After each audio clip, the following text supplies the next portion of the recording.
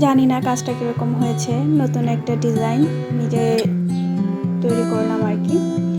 দেখতে ভালোই লাগতেছে, কাজ করার পর জামার মধ্যে করলে বেশ সুন্দর লাগবে বা কুশন কভারেও করা যায়।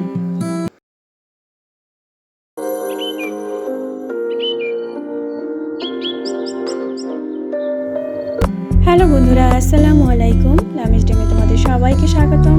দূরান্ত থেকেই যারা আমার ভিডিওটা দেখতেছো সবাইকে জানিয়ে অসংখ্য ধন্যবাদ। আশা করি তোমরা সবাই ভালো আছো। আলহামদুলিল্লাহ, আমরাও ভালো আছি। নতুন দিনে নতুন একটি ভিডিও নিয়ে তোমাদের কাছে চলে আসলাম।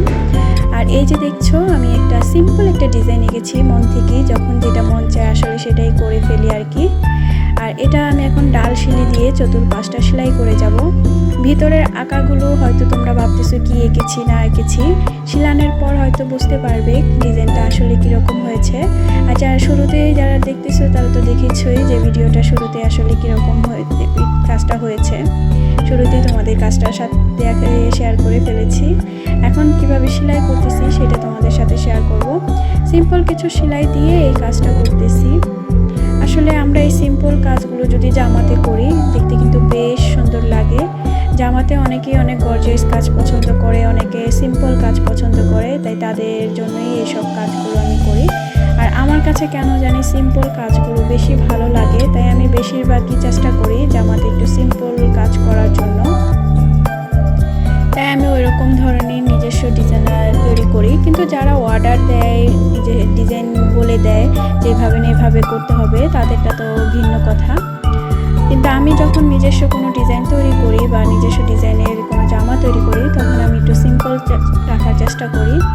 আরঙের ড্রেসগুলো দেখো অনেকটাই সিম্পল কাজ থাকে, কিন্তু জামাগুলো দেখতে বেশ সুন্দর লাগে, গর্জিয়াস লাগে। তাই ওই রকমই মাথার মধ্যে চিন্তা করে ওই কাজগুলোই করার চেষ্টা করি। ভিডিও শুরুতে বলিনি, যারা আমার ভিডিওটা দেখতেছো প্লিজ একটা লাইক দিয়ে দিও। তোমাদের ছোট্ট একটা লাইক আমার ভিডিওটা সবার মাঝে পৌঁছে দেবে।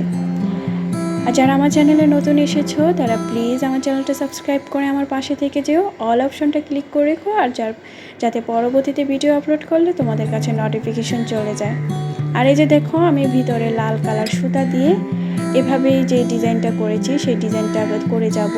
ব্যাক স্টেজ দিয়ে দিয়ে একটা ঝিরে ঝিরে একটা কাজ লতানো হবে আর কি।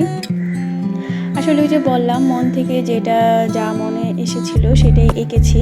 আঁকার পর শিলানোর করার পর দেখতেছি বেশ সুন্দর লাগতেছে, খারাপ না। তোমাদের কাছে কেমন হয়েছে অবশ্যই কমেন্ট করে জানিও। আর আমার ভিডিওটা সম্পূর্ণ দেখতে থাকো। আজকে এই পর্যন্তই বিদায় নিচ্ছি আমি। সম্পূর্ণ ওয়াচ করে আমার ভিডিওটা আমার পাশে থেকো। আল্লাহ হাফেজ।